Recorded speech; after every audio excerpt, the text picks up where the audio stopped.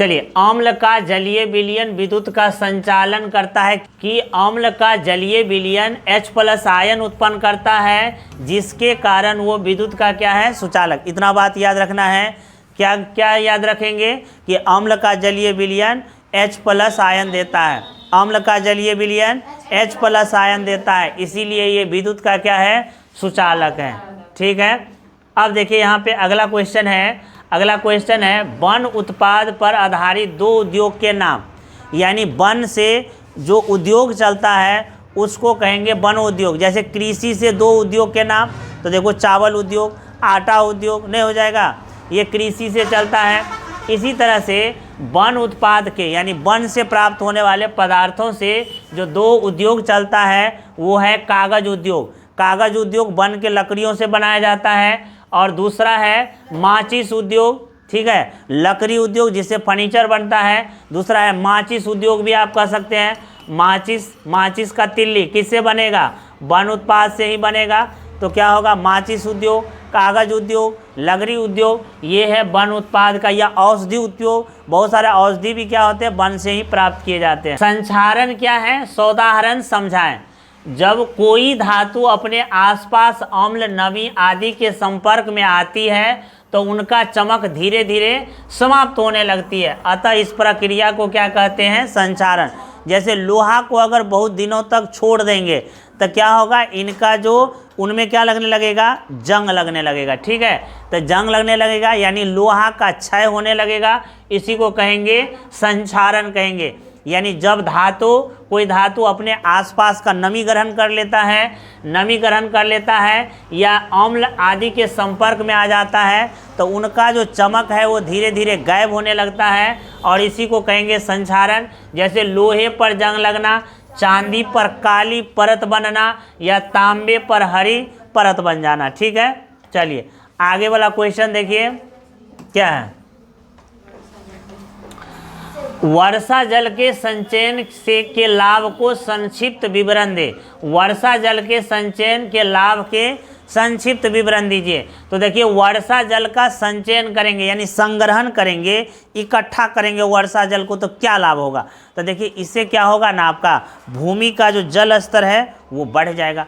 अगर मान लो तालाब उसमें वर्षा जल को इकट्ठा कर लिए, या अपने घर में एक टैंक बना लिए और उसमें गड्ढा करके मतलब वर्षा जल को एकत्रित कर लिए, तो उससे क्या होगा कि आप जब पानी नहीं होगा, जब जून में पानी नहीं होते रहता है, उस समय क्या होगा, आपको जैसे कोई बाग पटाना है या भैंस धोना है या कपड़ा खींचना है या शौचालय में जाना है, तो उस समय पानी की किल्लत नहीं होगी। यानी पानी के किल्लत की समस्या से आप निवार होंगे।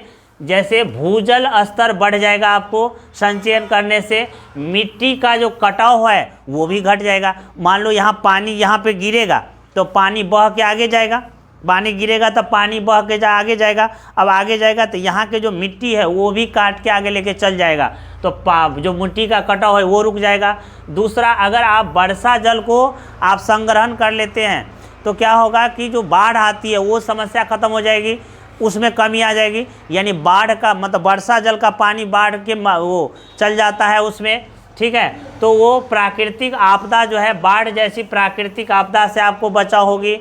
और दूसरा, इससे पर्यावरण पर पड़ने वाला प्रभाव भी क्या होगा, कम होगा। इससे पानी की गुणवत्ता में भी सुधार होगी और इससे पानी की मांग को पूरा करने में मदद मिलेगी। आप अगर संचय करके रखे हैं तो जहाँ पे पानी उपलब्ध नहीं है वहाँ पे आप ले जा सकते हैं। ठीक है, तो वर्षा जल के संचयन से संक्षिप्त विवरण ये 5 नंबर में पूछता है। इसको आप लोग क्या करें, इसको आप लोग एगो ध्यान में रखेंगे। ठीक करें, निम्न अभिक्रियाओं के लिए संतुलित रासायनिक समीकरण लिखिए। जब जिंक किससे अभिक्रिया करेगा, सिल्वर नाइट्रेट से, यानी AgNO3 से, तो क्या बनाएगा, ZnNO3 का होल ट्वाइस प्लस Ag, ये विस्थापित हो जाएगा अवक्षेप के रूप में। ये अवक्षेप है। ठीक है, क्या है, ये अवक्षेप है। अब बताइए इसका संतुलित करना है, तो यहाँ जिंक एक है, इधर भी जिंक एक है, Ag यहाँ पर एक है। अब देखिए यहाँ पर अगर हम 2 लगा देते हैं तो हमको हो जाएगा, 2 लगा देते हैं, यहाँ पर भी 2 लगा देते हैं तो हो जाएगा। अब देखिए नाइट्रोजन हो गया यहाँ पे 2, तो यहाँ पर भी क्या हो गया, नाइट्रोजन 2। ऑक्सीजन हो गया द्वितीय H, तो यहाँ भी ऑक्सीजन हो गया द्वितीय H, हो गया संतुलित। चलिए दूसरा, सोडियम जब जल के साथ अभिक्रिया करता है, जब सोडियम जल से अभिक्रिया करता है तो ये बनता है सोडियम हाइड्रोक्साइड यानी NaOH प्लस हाइड्रोजन गैस बनता है। ठीक है, अब देखिए यहाँ पर अगर हाइड्रोजन बनता है, हाइड्रोजन गैस, तो यहाँ पर अगर 2 दे देंगे तो यहाँ पर भी देना पड़ेगा 2। अब ऑक्सीजन यहाँ पर भी 2 देंगे तो हो जाएगा, अब हो गया संतुलित हो गया। हाइड्रोजन यहाँ 4, हाइड्रोजन 2 और 2 यहाँ पर हो गया 4, हो गया संतुलित। कह रहे वन संरक्षण हेतु क्या कदम आवश्यक है। अगर वन को संरक्षित रखना है तो क्या कदम उठाएंगे, तो सबसे पहले तो वनों की कटाई पर रोक लगाएंगे, ज़्यादा से ज़्यादा पेड़ पौधा लगाएंगे, वनों की कटाई पर रोक लगाएंगे, ज़्यादा से ज़्यादा पेड़ पौधा लगाएंगे और ईंधन के लिए जो लकड़ियों की कटाई हो रही है उस पर रोक लगाएंगे। लकड़ियों के जो अवैध व्यापार है उस पर रोक लगाना आवश्यक है, तभी जाके वन क्या होगा, संरक्षित होगा। याद रहेगा ये वाला। चलो ये वाला क्वेश्चन पूछता है 5-5 नंबर में, ये वाला पूछता है। इससे पहले भी जो पूछ चुका था वर्षा जल संग्रहण, ये भी 5 नंबर का, ऐसा क्वेश्चन 5 नंबर में पूछता है। आप लिख देंगे हो जाएगा। जैसे ये भी पूछ रहा है, देखो ये भी 5 नंबर का। दीर्घ उत्तरीय कह रहे वनों की कटाई का वन्य जीव पर क्या प्रभाव पड़ता है, क्या प्रभाव पड़ता है। तो अगर वनों की कटाई कर देंगे तो वन की जो सघनता है वो क्या हो जाएगा, ख़त्म हो जाएगा। वन की सघनता अगर ख़त्म हो जाएगा तो उसमें रहने वाले, निवास करने वाले जो जीव जंतु है वो खतरे में पड़ जाएगा। जीव जंतु का जीवन क्या हो जाएगा, संकट में पड़ जाएंगे। वन्य जीव जंतु का प्राकृतिक आवास समाप्त हो जाएगा, तब वो इधर उधर भागेगा, और जब इधर उधर भागेगा यानी कि मानव के इलाके में आएगा तो मानव उसको मार देता है, यानी वो जीव प्राणी क्या हो जाएंगे, या तो लुप्त हो जाएंगे या अधिकांश लुप्त होने की स्थिति में हो जाएंगे। ठीक है, चलिए एनोडीकरण एल्युमिनियम पर किया जाता है, तो लिखेंगे एल्युमिनियम धातु पर ऑक्साइड की मोटी परत चढ़ाने की प्रक्रिया को एनोडीकरण कहते हैं।